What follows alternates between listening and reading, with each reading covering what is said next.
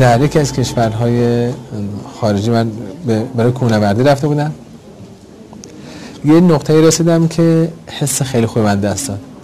اونجا نشستم و تمرکز کردم، شروع به مدیتیشن کردم. یه حسی به من گفت که زیر پات نگاه کن. زیر پام نگاه کردم، من سنگ دیدم، یه سنگ شبیه به سنگ فیروزه ولی فیروزه نبود.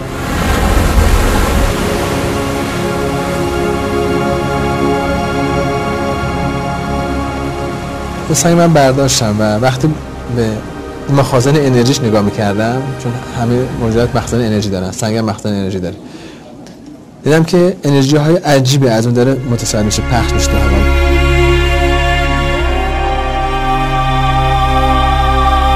و روی دست من و روی نقاط حسی بدن من تاثیر میذاره، چون میدونید که تمام نقاط حسی بدن ما در کف دست ها، کف پاها، پشت دست و پشت پا قرار دارن.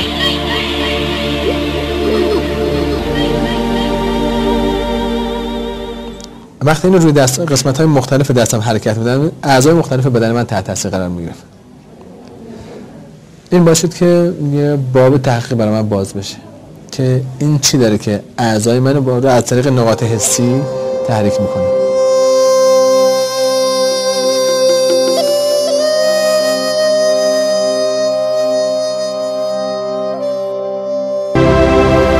بعد این انگشت شست رو، انگشت اشاره رو روی سنگ بذارید، بقیه انگشت‌ها باز باشن.